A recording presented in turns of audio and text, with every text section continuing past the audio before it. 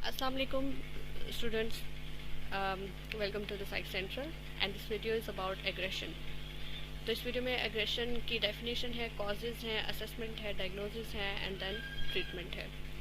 तो वैसे तो सब स्टूडेंट्स इससे काफ़ी हद तक फ़ायदा उठा सकते हैं, लेकिन ये वीडियो जो है वो एमएस क्लिनिकल साइकोलॉजी जो प्लेसमेंट के लिए भी जाते हैं उनके लिए वीडियो काफ़ी यूज़फुल होगी।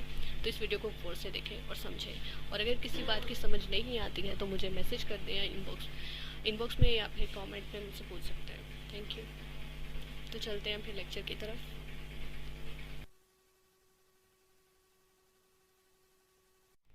इन साइकोलॉजी एग्रेशन जो है range of behavior है that can result in both physical and psychological harm to yourself, others or object in the environment.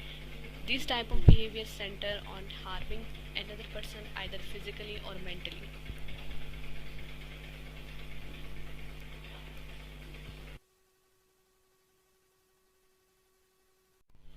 जी, तो जो एग्रेशन है वो एंगर की सेकंड स्टेज को कहा जाता है। एंगर नेचुरल है, यानी कि इस दुनिया के 99% लोगों को गुस्सा आता है, और उस गुस्से के लिए जो रिस्पॉन्सिबल फैक्टर है वो हमारी डेली लाइफ में शामिल है।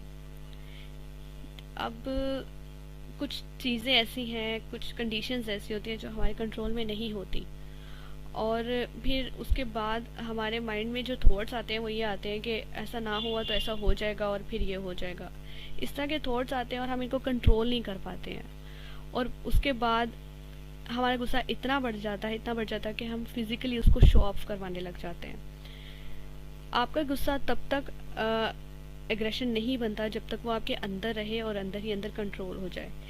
वो गुस्सा एग्रेशन में तब कन्वर्ट होता है जब दूसरे लोग इससे इफेक्ट होते हैं, बिकॉज दूसरे लोग जो है वो आपकी इमोशंस को ना देख सकते हैं ना समझ सकते हैं। वो वही देखेंगे, वही ऑब्जर्व करेंगे जो आप उनको दिखाएंगे। तो एंगर एग्रेशन बनता है जब आप फिजिकली खुद को या दूसरों को हार्म करते हैं, और इससे दूसरे लोग काफ़ी हद तक इफ़ेक्ट होते हैं। अब इस तरह से आप एग्रेशन को काफ़ी हद तक समझ गए हैं, लेकिन इसको कंट्रोल कैसे करना है और इसको ट्रीट कैसे करना है ये आप फर्दर इसी लेक्चर में सीखेंगे, लास्ट में इंटरवेंशन वाले टॉपिक में। Thank you. तो एग्रेशन के सिम्टम्स फिजिकल भी होते हैं, साइकोलॉजिकल भी होते हैं। फिजिकल में बॉडीली सिम्टम्स आ जाते हैं, जैसे कि दिल की धड़कन का तेज़ होना, ब्लड प्रेशर का हाई होना, पसीने बहुत ज़्यादा आना फेस पर, ज़्यादा फेस पर, और पट्टों का खिंचाव, उसके बाद जबड़ों को बहुत ही ज़ोर से दबाना, भींचना जिसे कहते हैं, मुट्ठियाँ तेज़ी से बंद करना। और साइकोलॉजिकल रिस्पॉन्स में फीलिंग ऑफ फ्रस्ट्रेशन, इनके बहुत ज़्यादा जहनी तनाव, फीलिंग ऑफ रिजेक्शन। दूसरे ओबियसली आपको भी पता है कि आप बहुत ज़्यादा गुस्सा करते हैं तो दूसरे आपको कभी भी काबिल कबूल नहीं करेंगे, नहीं समझेंगे। फीलिंग ऑफ मिस ट्रीटमेंट का मतलब है कि ऑलरेडी दूसरे आपके रिएक्शन के लिए रेडी होंगे और आपके साथ वैसा ही सलूक करेंगे जैसा आप एक्सपेक्ट कर रहे हैं। हॉस्टिलिटी से मतलब है कि आपको दूसरे से नफरत होने लग जाएगी। क्यों? क्योंकि आप सोचते हैं कि जो आप सोच रहे हैं वो दूसरे नहीं समझते हैं और ना ही समझना चाहते हैं, इसलिए आपको गुस्सा आता है, और आप एक्सपेक्ट कर रहे हैं कि जो आप समझते हैं वो दूसरे भी समझें आपको, इसलिए आपको दूसरों से नफरत होने लगती है। एग्रेशन को 3 मेन फैक्टर्स कॉज करते हैं, बायोलॉजिकल है, साइकोलॉजिकल है और इन्वायरमेंटल है। बायोलॉजिकल कॉजेज़ में सबसे पहले ब्रेन एरियाज़ को देखते हैं। एमिग्डाला हमारे ब्रेन का ऐसा हिस्सा है जो रिस्पॉन्सिबल होता है कि हमने थ्रेटनिंग सिचुएशंस में कैसे रिएक्ट करना है। When ever you experience dangerous situation, उस वक्त हमारा ब्रेन एरिया जो एमिग्डाला है वो काफ़ी हाईली एक्टिवेटेड होता है, और वो इमीडिएट रिएक्शन के लिए रिस्पॉन्सिबल होता है, जो कि एग्रेशन की शक्ल में आप दिखाते हैं। इसी तरह जब कुछ लोग हैं जो गुस्से की हालत में कंट्रोल कर लेते हैं खुद को, और वो रिएक्शन इस तरह का नहीं दिखाते जो सोशली एक्सेप्टेड नहीं होता, तो उनमें एमिग्डाला का जो एक्टिवेशन लेवल है वो लो होता है। इसी तरह नेक्स्ट है pre frontal cortex. Pre frontal cortex हमारे एग्रेशन को कंट्रोल करने में बहुत ही मददगार है ये एरिया। इसमें ये होता है कि प्री फ्रंटल कॉर्टेक्स उन लोगों में हाईली एक्टिवेटेड होता है जो कि अपने गुस्से को कंट्रोल कर लेते हैं बहुत जल्दी से, और जो लोग गुस्सा कंट्रोल नहीं कर सकते हैं और बहुत ज़्यादा प्रॉब्लम फेस करते हैं, उनमें प्री फ्रंटल कॉर्टेक्स एरिया बहुत ही लो एक्टिवेटेड होता है।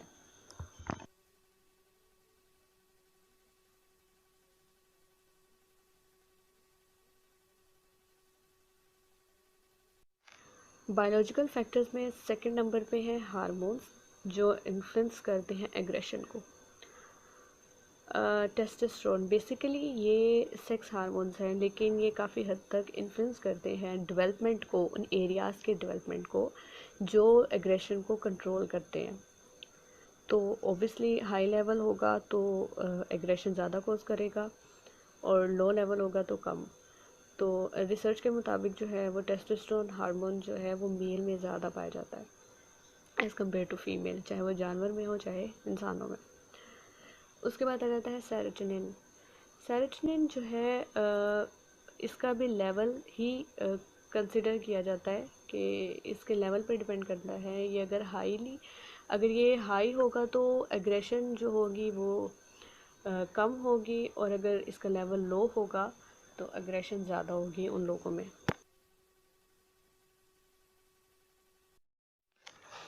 तो सेकंड मेन फैक्टर है वो है साइकोलॉजिकल कॉज। जो लोग मूड डिसऑर्डर के पेशेंट होते हैं, बाइपोलर में देख लें आप, वो अपनी मैनिक स्टेज में खुद पर कंट्रोल नहीं रख पाते, उनका एक्टिविटी लेवल हाई हो जाता है और उनका सेल्फ कंट्रोल जो है वो लॉस हो जाता है और वो इम्पल्सिव हो जाते हैं, जिसकी वजह से वो एग्रेशन कॉज करते हैं। साइकोसिस, people with psychotic disorder especially in schizophrenia. One of the main symptoms उसका है वो है delusion. Patient with schizophrenia usually वो अपने डिल्यूजन में ही रहते हैं और अपने इंटरनल स्टिमुलाई के अकॉर्डिंगली ही वो एक्सटर्नल स्टिमुलाई को रिस्पॉन्ड करते हैं, और इसलिए वो most of the time aggression में रहते हैं और वो दूसरों को और ख़ुद को नुकसान पहुंचाने के तरीके तलाश करते रहते हैं। इम्पल्सिविटी में हम देखें तो ADHD के जो पेशेंट हैं, कॉमनली ये डिसऑर्डर बच्चों में पाया जाता है और बच्चे भी एग्रेसिव होते हैं। इम्पल्सिविटी में क्या होता है कि they don't have control over their actions and emotions. So अक्सर उन्हें अथॉरिटी फिगर से गुस्से का या डांट का सामना करना पड़ता है, और ऑब्वियसली वो कुछ नहीं कर पा रहे होते तो वो अपनी एनर्जी को रिलीज़ करते हैं अग्रेसिव बिहेवियर से, खुद को नुकसान पहुंचा के या चीज़ों को नुकसान पहुंचा के वो एग्रेशन को शो करते हैं। हम अपने इन्वायरमेंट से भी बहुत कुछ सीखते हैं। एग्रेशन का जो बिहेवियर है वो भी इन्हीं में से एक है।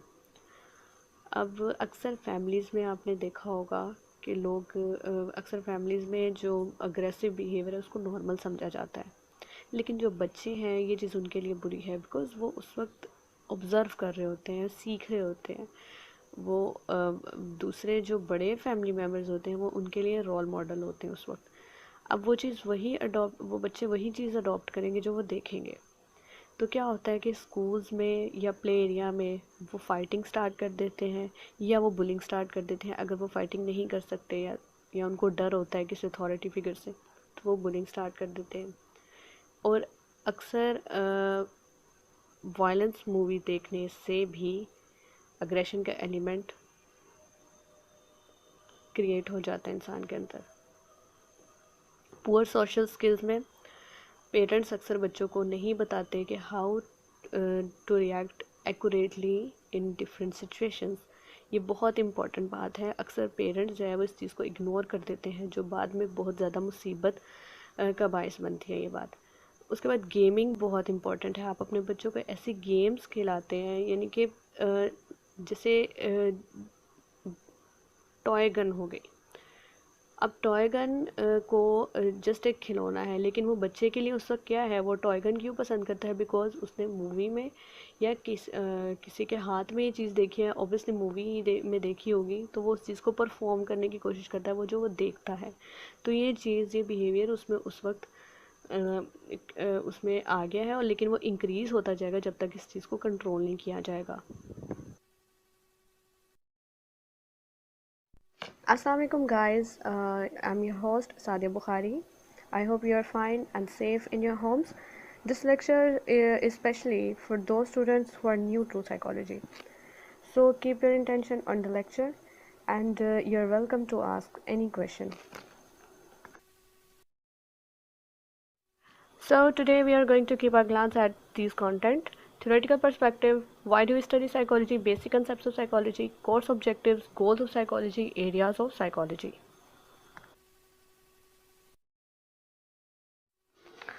Psychology is the scientific study of behavior and mental processes, a human and animal. Behavior is overt, manifest, obvious, and easy to study. The mental processes that help carry out these behaviors are covert, underlying, hidden, and not easy to study. Besides behavior, what caused this behavior to occur and the mental processes involved in it is an important area of interest for a psychologist. Psychologists study animal behavior too, to better understand and predict human behavior. The study of animal behaviors become essential at times, especially because some researches cannot be carried out with humans due to safety reasons or ethical issues. There are many disciplines that study human nature. Psychology is one. Within psychology, the biological, behavioral, psychoanalytical, cognitive, and social culture perspective are complementary. Each has its own purposes, questions, and limits together. They provide a fuller understanding of mind and behavior. Biological model. The psychological model that views behavior from the perspective of biological functioning, the role of brain, genes, neurotransmitter, endocrine gland, etc. The psychoanalytical model concentrate on the belief that behavior is motivated by inner forces over which individuals have little control. It was founded by Sigmund Freud in early 90s. This psychological model focused on the overt observable behavior. It suggested that observable behavior should be the focus of intention, and J.B. Watson was the first person to advocate the behavioral approaches. And the cognitive approach focuses on how people understand, think about the world, and main emphasis of this approach is besides on people's understanding and thinking on describing the pattern and regularities of operation of our minds. The social culture model suggests that people are in control of their lives. It is considered as one of the newest and major approach of psychology, and this rejects the view that behavior is determined by automatic biological factor, unconscious processes, and by the environment. It suggests that people are in control of their lives. People are naturally inclined to develop toward a higher level of maturity and fulfillment, and it given the opportunity will strive to reach their lives potential with full potential. Basic concepts of psychology. Concepts like learning, memorizing, retention, emotion, process of thinking, our sense organ work, etc. We will discuss also issues like what is normal and what is abnormal behavior, the interventions used for treating psychological problem, along with an overview of main and popular area of psychology will also be tackled.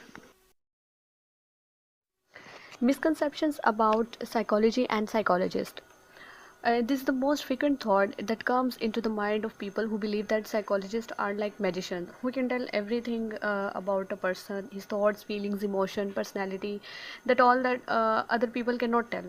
This actually is not the case because psychologists are not magicians, and it's something like that. And they are professional, and the area of their interest is basically the study of human behavior and mental processes, and this required good observation as well as good prediction. Another important thing that has to be kept in mind that not all of those have the degree in psychology can understand, explain, and predict the personality of behavior of person, because it mainly required not just good observation but proper training as well.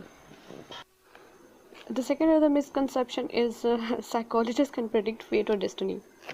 This is not actually the case. People have these views because they see the psychologists are capable of accurately telling what type of people other are and what they can capable of doing, what are their potentials and capacities, etc. In reality, the case is different. Since psychologists can only predict not the destiny but the direction that can not adopt in future. A psychologist can assess and predict personalities and behavior because they get professional training for studying human behavior, and that is why they can easily tell what type of person one is and what might be his potential and how much he or she is capable of performing certain tasks. That's it. Another very common misconception is that psychologists are doctors. Psychologists are not at all doctors. They're specially trained people who deal with the psychological problem and not the medical problem. Psychiatrists, on the other hand, are doctors who have professional degree in medicine as well as training, and they're trained in treating those suffering from psychological problems. And the last very common misconception is psychologists give medicine. Not psychologists, but psychiatrists are the one who prescribe medicine to the mentally ill patient, and they have professional degree in medicine, so they can prescribe medication. Goals of psychology. Main goals: to understand the nature and mechanism of behavior and mental processes, to develop an understanding of the relationship between behavior and mental processes, to apply this understanding to real life situations, and on the basis of this understanding predict for the future, to employ the scientific approach for developing these understanding. Short goals: observation, description, understanding, explanation, prediction, control of human behavior and mental processes. Scope of psychology in education as a lecturer or teaching, a researcher, hospital settings, clinics, screening agencies, specialized professional settings such as armed force, social welfare, etc.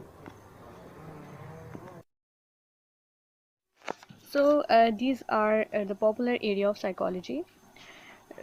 Clinical psychology, a branch of psychology concerned with the study, diagnosis, and treatment of abnormal behavior. And it is the oldest and as well as the most well known branch of psychology. Clinical psychologists are trained to diagnose and treat problems ranging from the everyday crisis of life, such as grief due to the death of loved one, and to more extreme conditions such as loss of touch with the family. Organizational psychology, a branch of psychology that studies the psychology in action at the workplace, including productivity, job satisfaction, and decision making.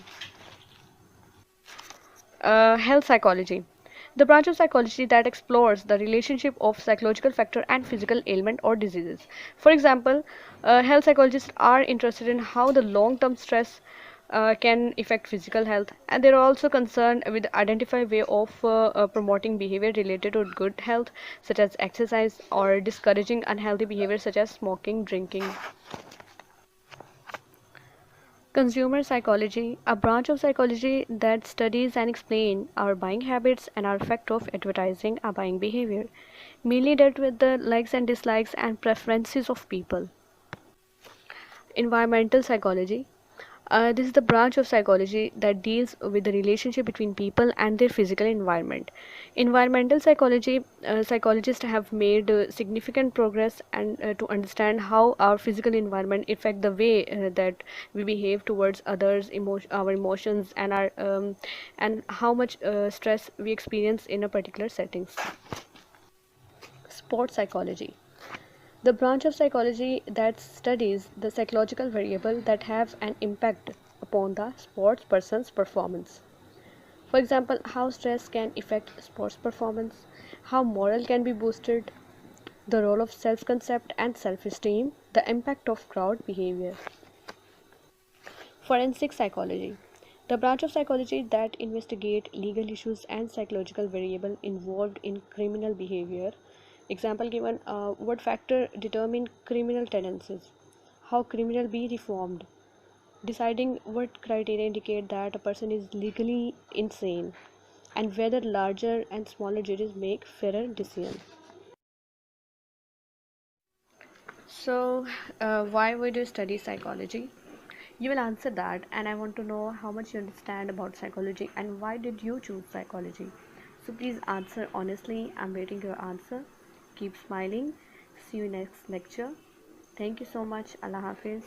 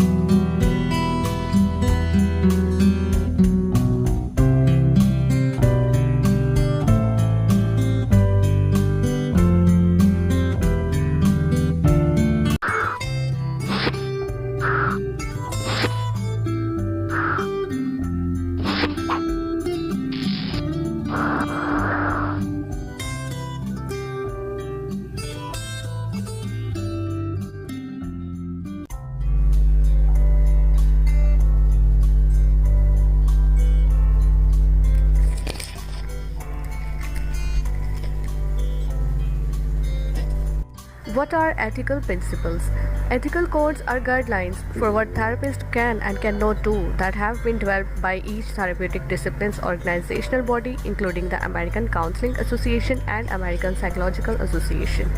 Ethical codes are not set in stone, they are principles upon which to guide practice.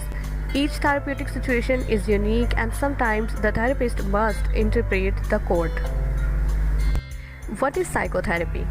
A treatment by psychological means of problem of an emotional nature in which a trained person deliberately establishes a professional relationship with a patient with the objective of removing, modifying, or retarding existing symptoms, mediating disturbed pattern of behavior, and promoting positive personality growth and development. Why we need ethical principle? Therapeutic relationships are unbalanced, with the therapist typically possessing significantly more power in the relationship. Therapeutic relationships are complicated both due to the nature of relationship itself and the nature of the client issues problem. Therapy relationship may be characterized by abrupt changes, some of which may have severe implications for the client's well-being. Therapists are human and humans are fallible. Ethical guidelines provide accountability. Competence. Therapists need to only provide services for which they are qualified, accurately represent their credentials and qualifications, continue their education, keep up on current information of the field, especially in specialty areas, seek counseling when they have personal issues. Informed consent. All of the following should be covered in order for the client to be able to make an informed choice: the financial cost of counseling, any special arrangements, the competencies of the counselor, nature of the treatment. Confidentiality. To help prevent confidentiality problems, psychologists can discuss the limit of confidentiality, including their uses of electronic transmission and the forcible uses of confidential information as soon as possible. Ensure the safe storage of confidential record as the outset. You notify people what will be done with case material, photos and audios and video recording, and secure their consent. Also, make sure rooms where confidential conversation occur are soundproof. Know federal and state law. Know the ins and outs of your state's law that relate to your practice. Expectations. Failure to ensure patient safety within a high risk for suicide situation could end in harm or death. Weigh the consequences of breaking confidentiality versus potential patient harm. Formulate suicide prevention contract with the patient. Inform the family. Having a patient hospitalized and discuss the intended action to resolve the situation with the patient. In the case of suicidal threat, therapist has responsibility to warn the potential victim or inform the police regarding the risk when a warning is essential to avert the danger arising from patient's condition. When the information collected in the professional relationship must be submitted as evidence in a legal proceeding. If the patient threatened the therapist for his life or file a case against the therapist will disclose the information to a third person or agency if patient gives in written to release the information. Respect people's autonomy. Psychologists need to provide client with information they need to give their informed consent right at the start. When they fail to give details, a sticky situation can arise. For example, when psychologists fail to explain their duty to report abuse and neglect to an adolescent client before therapy begins, they may be unsure what to do if abuse is later revealed that the client doesn't want reported. For psychologists provide services the experts suggest they discuss. Limit of confidentiality such as mandatory reporting, nature and extent of the clinician's record keeping, the clinician's expertise, experience and training as well as area where the therapist makes training, estimate length of the therapy, alternative treatment of service approaches, the clinician's fee and billing practices, whom to contact in case of emergency, client's right to terminate session and financial obligation if that occur. Not only what services the psychologist will provide, but what they can't or won't do. Boundary issues during psychotherapy. Dual relationship, bartering, non-sexual touch, meeting therapy patient outside the office for social visits. Two types of boundary issues. Boundary crossing are harmless deviation from traditional clinical practice behavior or demeanor. Neither harm nor exploitation is involved, for example, accepting cakes on patient's birthday. Crossing boundary may at times be solitary, neutral or at times harmful. And the nature. Clinical usefulness and impact can only be assessed by careful attention to the clinical context. Boundary violations, in contrast, are typically harmful and are usually exploitive of patients' need, erotic, affiliative, financial dependence, or authority. For example, having sexual relationship with patient or financial demands beyond the fee. Boundary violation should be understood on case basis of taking into consideration the situation in which violation occurred and possible harm it does to the patient. Imagine the best and worst possible outcome from both crossing this boundary and not crossing. Responsibilities of therapist.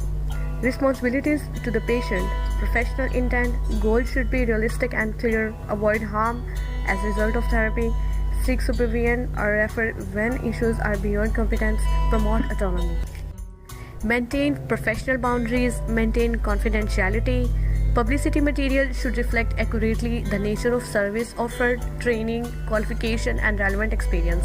Do not engage in discrimination based on age, culture, disability, race, religion, gender, sexual orientation, marital status, and language preference. Responsibilities to self as a therapist.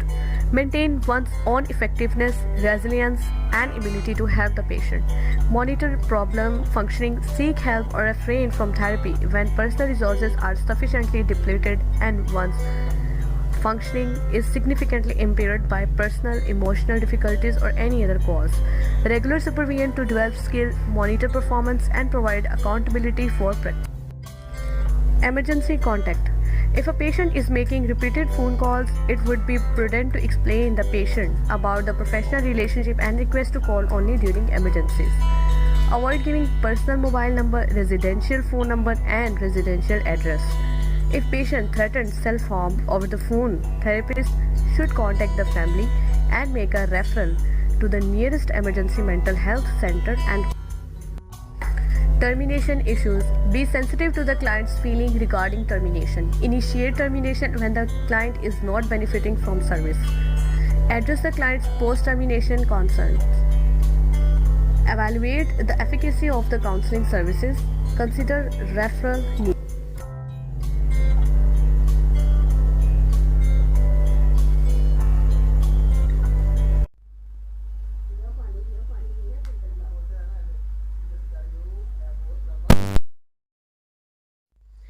घबराहट एक आम इंसानी एहसास है। हम सबको इसका तजर्बा उस वक्त होता है जब हम किसी मुश्किल या कड़े वक्त से गुजरते हैं। ख़तरात से बचाव, चौकन्ना होने और मसाइल का सामना करने पर खौफ और घबराहट मुफीद साबित हो सकते हैं। ताहम अगर ये एहसास शदीद हो जाए या बहुत अरसे तक रहें तो ये हमें इन कामों से रोक सकते हैं जो हम करना चाहते हैं, और इसके नतीजे में हमारी ज़िंदगी जो है वो बहुत पेनफुल हो सकती है। घबराहट का शिकार अफराद इन अलामात की वजह से समझते हैं कि इन्हें कोई शदीद जिस्मानी बीमारी हो गई है। घबराहट से इन अलामात में और ज़्यादा इजाफा हो जाता है और घबराहट के गैर मुतवक्का अचानक दौरे को पैनिक कहते हैं। अगर घबराहट और पैनिक के साथ डिप्रेशन भी हो सकता है। जब हम उदास होते हैं तो हमारी भूख ख़त्म हो जाती है और मुस्तकबिल तारीक और मायूस कुन नज़र आता है। घबराहट की इलामात दो तरह की होती हैं, जिस्मानी इलामात और ज़हनी इलामात।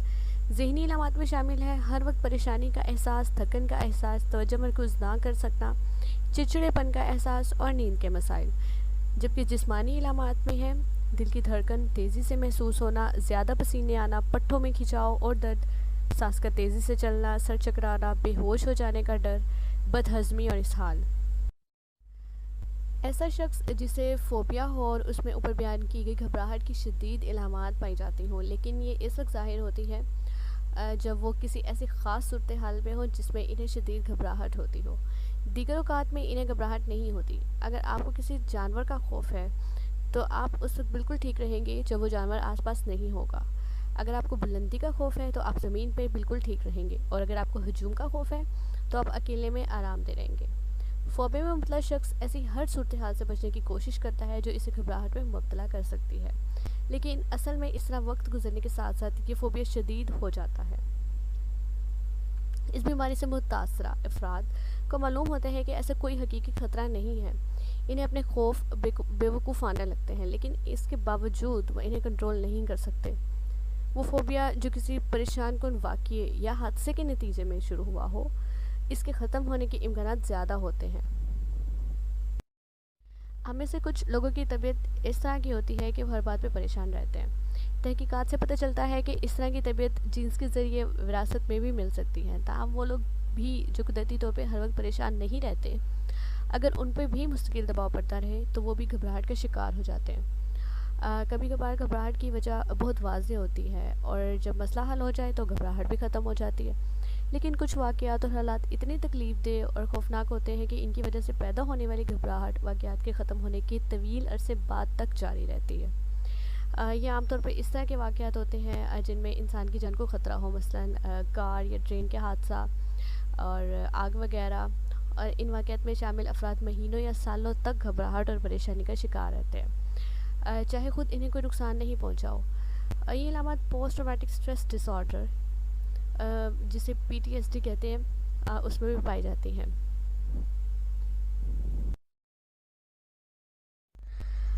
अगर हमें बहुत ज़्यादा दबाव में रहना पड़े तो ज़ाहिर है ये हम बहुत ज़्यादा परेशान हो जाएंगे। आमतौर पर हम घबराहट की कैफियत से निकल जाते हैं क्योंकि हमें पता होता है कि घबराहट क्यों हो रही है, और हमें पता होता है कि सूरत हाल के जाने के बाद घबराहट भी चली जाएगी। मिसाल के तौर पे ड्राइविंग टेस्ट से पहले अक्सर लोग घबराहट महसूस करते हैं, क्योंकि उन्हें पता होता है कि उन्हें सूरत हाल की वजह से घबराहट हो रही है और जैसे टेस्ट ख़त्म हो जाएगा उनकी घबराहट भी ख़त्म हो जाएगी। लेकिन बाज़ लोग बहुत ज़्यादा वक्त के लिए इस घबराहट और खौफ का एहसास अपने साथ लिए बांधे फिरते हैं। इन्हें नहीं पता होता कि किस वजह से घबराहट हो रही है और कब और कैसे ख़त्म होगी। इस पर काबू पाना मुश्किल हो जाता है और इस सिलसिले में आमतौर पर किसी की मदद भी नहीं लेते, और वो इसलिए मदद नहीं लेते कि उन्हें ये ख़दशा होता है कि लोग इन्हें पागल समझेंगे। जबकि हकीकत यह है कि घबराहट और खौफ में मुब्तला लोग, यानी कि एंग्जाइटी और फोबिया में मुब्तला लोग शाज़ोनादा ही किसी जहनी बीमारी में मुब्तला होते होंगे। जितनी जल्दी मदद हासिल की जाए उतना ही बेहतर होगा, बजाय इसके कि खामोशी से तकलीफ़ बर्दाश्त की जाए। घबराहट और खौफ में मुब्तला लोग इन एहसासात के बारे में किसी से, हत्ता कि घर वालों या करीबी दोस्त, किसी से भी इस बात का जिक्र नहीं करते। इसके बावजूद ये बात साफ ज़ाहिर होती है कि वो ठीक नहीं है। इस मसले में मुब्तला फ़र्द बहुत ज़्यादा तनाव का शिकार रहेंगे और मामूल की आवाज़ों, मसलन दरवाजे की घंटी या कार के हॉर्न से भी बहुत ज़्यादा परेशान हो जाएंगे और चौंक जाएंगे। वो चिड़चिड़ेपन का शिकार हो जाएंगे और जिसकी वजह से करीबी फ़र्द से बहुत ज़्यादा बहस भी करेंगे, और ख़ास तौर पर उस वक्त जब उन्हें अंदाज़ा हो कि वो कोई मखसूस काम नहीं कर पा रहे। दोस्त और घर वाले जो हैं वो घबराहट की वजह से होने वाली तकलीफ़ को समझते तो हैं, लेकिन ये तमाम परेशानियां उन्हें बिला वजह लगती हैं।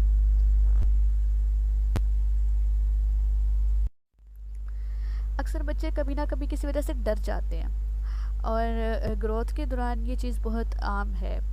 मसलन छोटे बच्चे अपनी देखभाल करने वाले अफराद के साथ बहुत मानूस हो जाते हैं, और अगर किसी वजह से उनसे अलग हो जाए तो बच्चे बहुत परेशान हो जाएंगे और घबरा जाएंगे। और बहुत से बच्चे अंधेरे या फ़र्ज़ी वजूद जैसे जिन भूत उनसे डरते हैं। ये खौफ आमतौर पर बड़े होने के बाद ख़त्म हो जाता है और बच्चों की ज़िंदगी या इसकी ग्रोथ को वो चीज़ मुतासिर नहीं करती। और ज़्यादातर बच्चे स्कूल के पहले दिन जैसे अहम वाक़यात के बारे में खौफज़दा होते हैं, लेकिन बाद में ये खौफ ख़त्म हो जाता है और वो इस नई सूरत हाल के आदी हो जाते हैं और इस चीज़ को एंजॉय करने लगते हैं। बच्चों में अगर आप ये इस तरह की इलामात देखें तो परेशान होने की ज़रूरत नहीं है, क्योंकि ये वक्त के साथ ख़त्म हो जाएंगी। नौजवानों का मिजाज जो है वो अक्सर बदलता रहता है और इनकी परेशानी की वजूहात मुख्तलिफ हो सकती है, जैसे कि वो कैसे लग रहे हैं, दूसरे लोग इनके बारे में क्या सोचते हैं, और अमूमन लोगों से इनके ताल्लुकात कैसे हैं, और ख़ुसूसन अपोजिट जेंडर्स से इनके ताल्लुकात कैसे हैं। और इन परेशानियों के बारे में बातचीत करके इन पे काबू पाया जा सकता है। लेकिन अगर ये परेशानियाँ बहुत ज़्यादा बढ़ जाएँ और लोग इस बात का अंदाज़ा कर सकते हैं कि स्कूल में अच्छी कारकर्दगी का मुज़ाहरा नहीं कर रहे, इस वजह से परेशान है, या इस वजह से इनका रवैया बदल गया है, या फिर वो जिस्मानी तौर पे ठीक नहीं है। अगर कोई बच्चा या नौजवान ये महसूस करे कि परेशानी या घबराहट या खौफ इनकी ज़िंदगी तबाह कर रहे हैं, तो जल्द से जल्द किसी माहिर से इनको मशवरा करना चाहिए। आप यकीन करें, मसले के बारे में गुफ्तगू करना बहुत ही फ़ायदेमंद साबित हो सकता है। जब मसला फ़ौरी नौयत का हो, फॉर एग्ज़ाम्पल डाइवोर्स है, बच्चे की बीमारी है या नौकरी छूट गई है, तो आप उस वक्त सोचते हैं कि किससे बात की जाए। तो ऐसे दोस्त या रिश्तेदार से बात करें जिस पर आपको एतमाद है, जिसकी राय को आप अहमियत देते हैं, जो आपकी बात अच्छी तरह से सुनते हैं, समझते हैं। हो सकता है कि वो भी ऐसे हालात से गुज़रे हों, या वो ऐसे लोगों को जानते हो जो इन हालात से गुज़रे हैं और वो बिल्कुल ठीक है। बात करने के मौके से हमें ये पता चलेगा कि दूसरे लोग जो हैं वो इन मिसाइल का सामना उन्होंने कैसे किया, कैसे अपने उस मसले को हल किया। तो मेरे ख्याल से मसले के बारे में बात करना बहुत बहुत ज़रूरी है। आखिर में बहुत ही अहम बात है कि आप पुरसुकून रहना सीखें।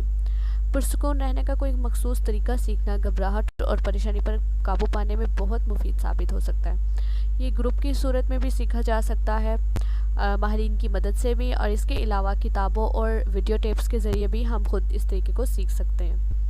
और इस अमल से इस वक्त सही फ़ायदा होगा जब आप इसे बाकायदगी से करेंगे, ना कि उस वक्त करें कि जिस वक्त आप किसी मसले का शिकार हो। आप इसको रेगुलरली करेंगे तभी आपको इसका फ़ायदा पहुंचेगा।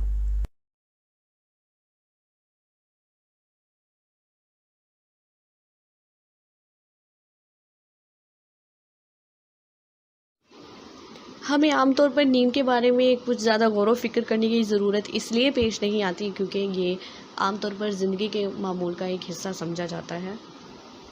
ऑन द अदर हैंड, नींद का ना आना एक अच्छा खासा मसला बन सकता है।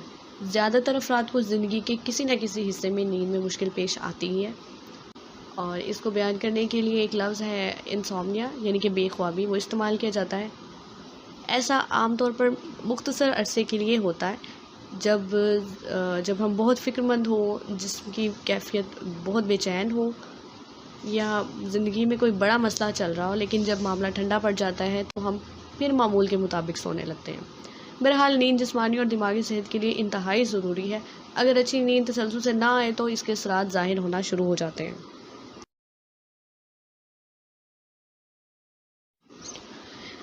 नींद क्या है? नींद आपके 24 घंटे के दौरानिए का एक वो वक्फ़ा होता है जिसमें आप दुनिया से, इर्द गिर्द के लोगों से बिल्कुल बेखबर हो जाते हैं।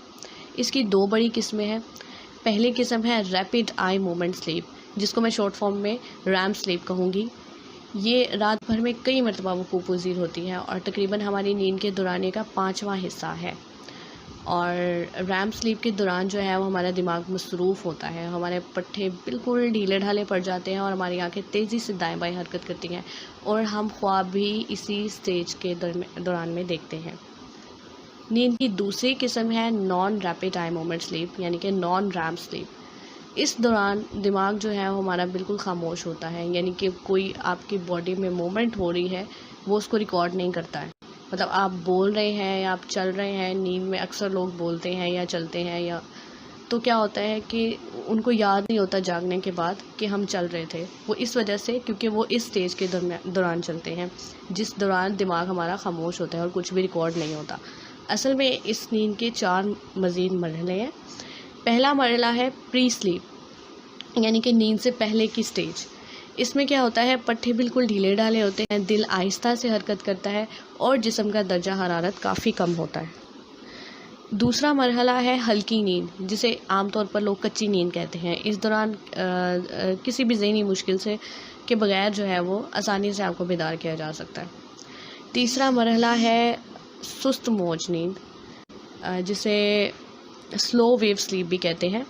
इस दौरान क्या होता है, हमारे खून का बहाव बहुत कम होता है और सोने की हालत में बोलना और चलना, जैसे मैंने आपको बताया था कि नॉन रैम स्लीप के दौरान ही इंसान बोलता और चलता है, और लेकिन उसको याद इसलिए नहीं होता कि उस दौरान जो है हमारा दिमाग खामोश होता है, वो कोई भी मेमोरी रिकॉर्ड नहीं करता है। चौथी स्टेज जो है, चौथा मरहला है, वो है सुस्त मौज नींद, यानी कि डीप स्लीप जिसे हम कहते हैं। इस नींद से बेदार करना काफ़ी मुश्किल होता है, और अगर हमें जगाया जाए तो हवास में आने के लिए थोड़ा टाइम लगता है।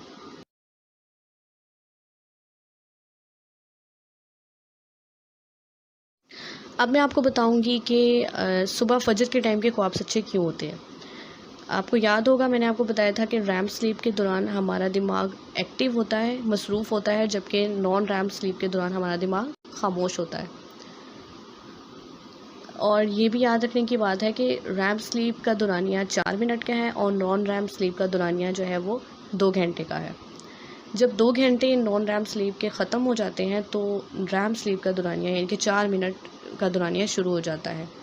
उसके बाद दोबारा नॉन रैम स्लीप का दौरानिया आता है, और जब रैम स्लीप का दौरानिया आएगा तो वो 4 मिनट नहीं बल्कि 4 मिनट ऐड होके वो 8 मिनट का हो जाएगा। दोबारा ये साइकिल चलेगा, फिर नॉन रैम स्लीप का दौरानिया आएगा और फिर रैम स्लीप का दौरानिया 12 मिनट का हो जाएगा। इसी तरह ये साइकिल फजर तक जब तक पहुंचता है तो रैम स्लीप जो है वो 20 मिनट की हो चुकी होती है। अब वो 20 मिनट एक लंबा अरसा होता है थोड़ा सा, और इस दौरान हमारे दिमाग में जो भी सोचें चल रही होती हैं, जो दिन में हमें सोचें आ रही होती हैं, या जो बहुत ही अहम मसला हमारे दिमाग में चल रहा होता है, या जिसके बारे में हमारे दिमाग ने दिन भर सोचा था, तो अक्सर वही सोचें जहन में आती हैं, और कुछ इमेजेस जो हैं वो हमारे दिमाग ने पुराने कैप्चर किए हुए थे, वो उस दौरान हमें शो होते हैं। तो उसको दिमाग जो है, जाहिर है दिमाग उस वक्त एक्टिव फेज़ में है, तो वो दिमाग उस चीज़ को रिकॉर्ड कर रहा है और हम उसको ख्वाब कहते हैं। और असल में सबको, इस दुनिया में जितने भी लोग हैं सबको फजर के टाइम ही, यानी कि उस दौरान ही ख्वाब आते हैं जिसे हम कहते हैं फजर के टाइम ख्वाब आया और वो सच्चा हो गया। आजकल जो सबसे अहम मसला है उस पर बात करती हूँ, वो है इंसोम्निया, यानी कि नींद की कमी। अक्सर जवान लोगों को ये मसला ज़्यादा दरपेश आता है आजकल। पहले तो बूढ़े लोगों को होता था, लेकिन आजकल जवानों को भी बहुत ज़्यादा मसला पेश आता है। उसकी कुछ अहम वजूहात हैं, इनमें से कुछ मैं आपसे डिस्कस करूँगी। हो सकता है कि एक प्रॉपर इन्वायरमेंट नहीं मिल रहा सोने के लिए, उसमें आपका कमरा आ सकता है, इन्वायरमेंट और रूम टेम्परेचर और अकॉर्डिंग टू वेदर इन्वायरमेंट कमरे का वो नहीं मिल रहा, ये भी एक वजह है। हो सकता है कि जो आपके साथ सोया हुआ है उसका सोने का अंदाज़ ही इतना बुरा है, या वो खराटे ले रहा है, या बहुत इरिटेटिंग और डिस्टर्बिंग उसका वे ऑफ स्लीपिंग है, तो आप उससे भी डिस्टर्ब हो रहे हैं। या हो सकता है कि आपने अपनी नींद की रूटीन ही ख़राब की हुई है, मतलब आप 2 बजे सो रहे हैं, आप 4 बजे सो रहे हैं, और सुबह मसरूफियत की वजह से आपको 8 बजे उठना पड़ रहा है, और मतलब प्रॉपर एक 7 घंटे की नींद आप नहीं ले पा रहे हैं, तब भी आपको इस बीमारी का आप शिकार हो सकते हैं। उसके अलावा सिगरेट नोशी करने वाले और अल्कोहल और कैफ़ीन वाले मशरूबात, जैसे बहुत ज़्यादा चाय लोग पीते हैं या कॉफ़ी पीते हैं, उनको भी ये मसला दरपेश आ सकता है। और कुछ इमोशनल इश्यूज़ के बारे में मैं बात करूँगी, ये भी बहुत ही एक अहम रोल प्ले करते हैं, जिसमें जज्बाती मसाइल और कामकाज के मसाइल हैं, फ़िक्रमंदी है, परेशानी है, उदासी है। हो सकता है आप सुबह बहुत जल्दी उठ जाते हैं, जैसे मैं पहले बता चुकी हूँ कि रात को लेट सोने के बाद आप सुबह मसरूफ़ियत की वजह से जल्दी उठ जाते हैं, तो इस वजह से भी आप थकन महसूस करते हैं और आप अपनी डेली लाइफ में, डेली रूटीन में एक नॉर्मली एक्टिव नहीं रह पाते।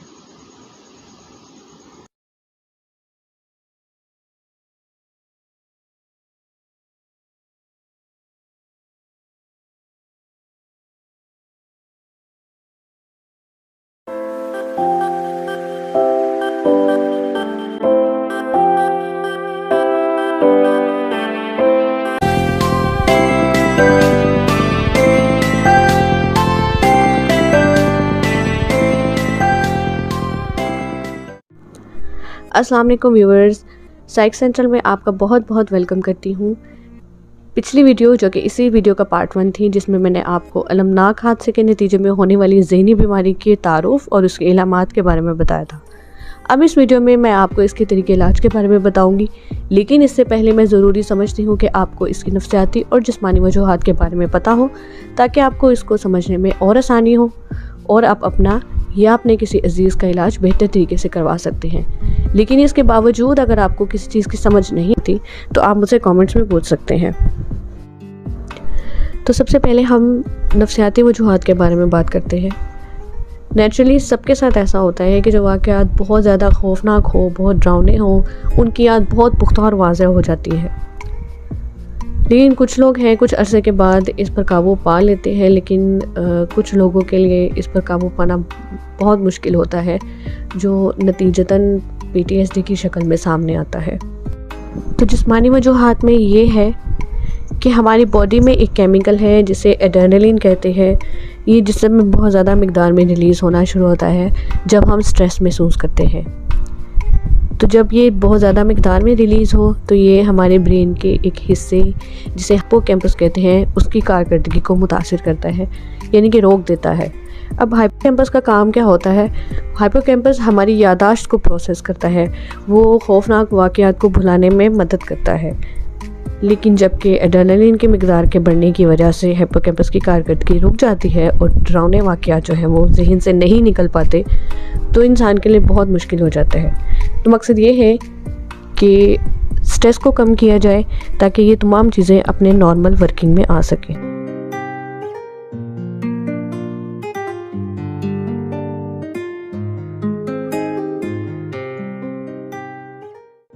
कॉग्निटिव बिहेवियर थेरेपी एक ऐसा नफ्सियाती तरीका इलाज है जो कि PTSD के इलाज में बहुत मुफीद है।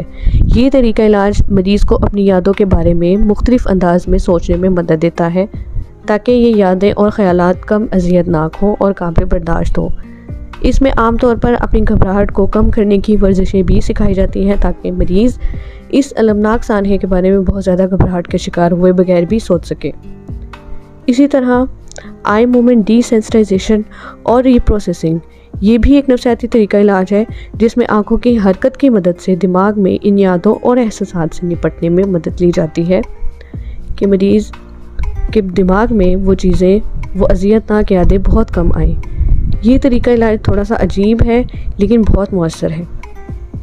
इसी तरह ग्रुप थेरेपी की जाती है जिसमें इनफरादी तौर की बजाय इस तरह के और मरीज़ों के साथ नफ्सियाती इलाज किया जाता है जो इस तरह के अलमनाक सानहे से गुजरे हों। ये एहसास कि ग्रुप में मौजूद दूसरे लोग शायद इसके एहसासात को बेहतर तौर पर समझ सकते हैं क्योंकि वो भी मिले जुले सानहा से गुजरे होते हैं, मरीज़ को इस सानहे के बारे में तफसील से बात करने में मदद देता है। अदवायात के ज़रिए से भी PTSD का इलाज किया जाता है। SSRI एंटी डिप्रेसेंट वो अदवायात हैं जो इस मर्ज़ की इलामतों की शिद्दत को और डिप्रेशन के एहसास को कम करने में मदद देती है, और अगर इसे अफाका महसूस हो तो कम अज़ कम 12 महीने तक इनका इस्तेमाल करना ज़रूरी है, और अगर इनसे फ़ायदा नहीं होता तो दूसरी एंटी डिप्रेशन से भी मदद ली जा सकती है।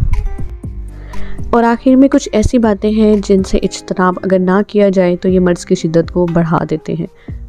वो ये है कि अपने आप को कसूरवार ठहराना, अपने एहसासात और जज्बात को बहुत ज़्यादा दबाए रखना, इस साहने के बारे में बात करने से गुरेज़ करना है, इलामात को फ़ौरन ख़त्म हो जाने की तवक्को करना, अपने आप से बहुत ज़्यादा तक़व्वुआत वाबस्ता कर लेना, लोगों से मिलने से गुरेज़ करना, कॉफ़ी, सिगरेट या शराब का बकसरत इस्तेमाल, हद से ज़्यादा थका देने वाले मामलात में ख़ुद को मसरूफ़ करना, खाने में बेकायदगी और ख़ुद को तन्हा रखना।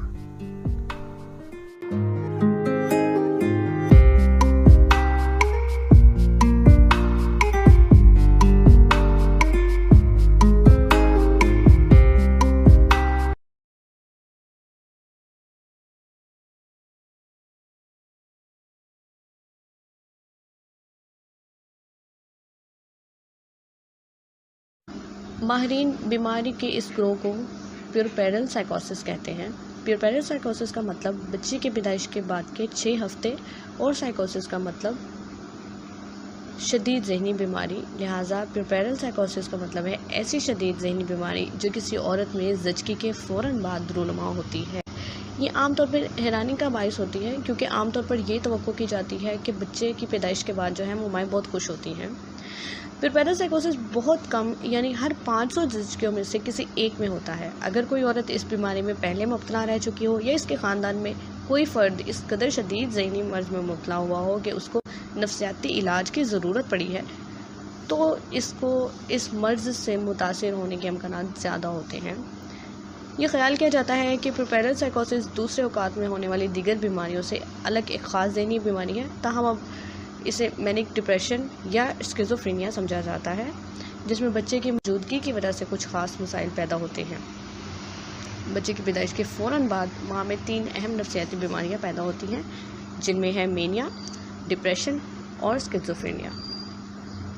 मेनिया, ऐसी माँ जो मेनिया में मुब्तला हो वो इंतहाई तवानाई और एतमाद से भरपूर होती है।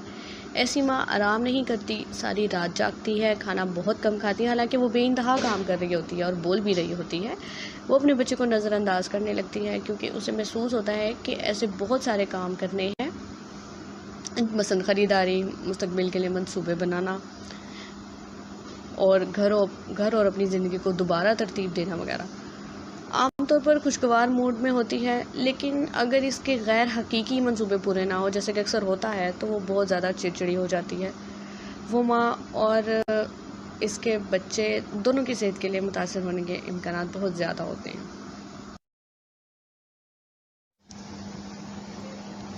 डिप्रेशन, शदीद डिप्रेशन में मुब्तला माँ बिल्कुल मुख्तलिफ होती है। वो शदीद तकलीफ़ में होती है, मायूसी का शिकार होती है, शदीद कमज़ोरी और थकन का भी शिकार होती है।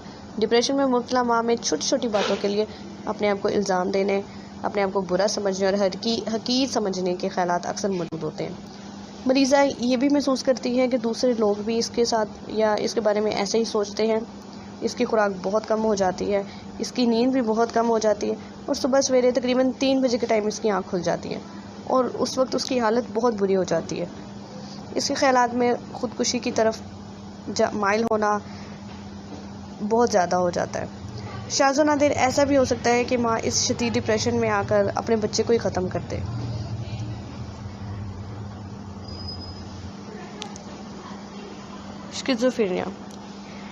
शिज़ोफ्रेनिया एक ऐसी नफ्सियाती बीमारी है जिसमें माँ के ख़यालात और एहसासात अजीब से हो जाते हैं। वो ये सोच सकती है कि इसके आसपास जो कुछ भी हो रहा है वो किसी ख़ास तरीके से इससे ताल्लुक़ रखता है। हो सकता है कि वो इसे ऐसी गैबी आवाज़ सुनाई दे रही हो जो इससे या इसके बच्चे से मुतल्लिक़ बातें कर रही हो। इसे ये यकीन हो सकता है कि इसका बच्चा अजीब है, कोई शैतान है या कोई बहुत बड़ी हस्ती है। इसे ये भी महसूस हो सकता है कि इसे कुछ दूसरे लोग कंट्रोल कर रहे हैं जो इसे फ़ायदा या नुकसान पहुंचाना चाहते हैं। घर वालों को अक्सर समझ नहीं आता कि वो इस तरह की बातें क्यों करने लगी है। वो अपने बच्चे को नज़रअंदाज कर सकती है, इसके साथ अजीब हरकतें भी कर सकती है, और अगर इसे ऐसा लगे कि लोग बच्चे को नुकसान पहुंचाना चाहते हैं तो वो इसकी गैर मामूली हिफाजत भी करती है।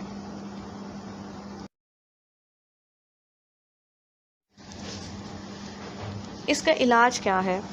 माहिर नफ्सियात माँ, बच्चे और ख़ानदान तीनों की भलाई में दिलचस्पी रखता है। आमतौर पर बीमारी की शिद्दत की वजह से अस्पताल में दाखिले की ज़रूरत भी पड़ती है। अगर माँ बहुत शदीद बीमार ना हो, मसलन इसे खुदकुशी के ख़यालात नहीं आ रहे, तो बाज़ केसेस में घर पे इलाज मुमकिन है। प्यूरपेरल साइकोसिस में अद्वियात या जिस्मानी इलाज की हमेशा ज़रूरत पड़ती है। इलाज शुरू करने में ज़रा सी भी देर नहीं करनी चाहिए। उसके बाद बातों के ज़रिए इलाज, जिसे साइकोथेरेपी कहते हैं, उसके नताइज आमतौर पर हफ्तों और बाज़ औक़ात महीनों तक ज़ाहिर नहीं होते, जबकि अद्वियात या जिस्मानी इलाज के नताइज दोनों दिनों या हफ्तों में ज़ाहिर हो जाते हैं। एंटी डिप्रेसेंट और एंटीसाइकोटिक अद्वियात आमतौर पर इस्तेमाल होती हैं, और उसके बाद वाहिद जिस्मानी इलाज, जिसको इलेक्ट्रोकन्वल्सिव थेरेपी कहते हैं, जो सुनने में ख़तरनाक लगती है और अक्सर लोग इसके नाम से डर जाते हैं, लेकिन ये शदीद डिप्रेशन की हालत में बेहद मौसर है। समझ लें कि ये मरते हुए इंसान की जान बचा लेती है। इस सिलसिले में जो हम हार्मोन्स का इस्तेमाल बिल्कुल नहीं कर सकते, क्योंकि हमें नहीं पता होता है कि हार्मोन की तब्दीली किस तरह काम करती है। ताहम वो ख़वातीन जिनको एक बार प्यूरपेरल साइकोसिस हो चुका है, इनमें हार्मोन दोबारा इसको होने से रोकने में किसी हद तक मदद कर सकते हैं। और सबसे अहम पॉइंट ये है कि दूध पिलाना माँ और बच्चे में एक ताकतवर ताल्लुक़ को जन्म देता है, इसलिए वो अद्वियात जो दूध के ज़रिए बच्चे में पहुँच सकती हैं, इनसे परहेज़ किया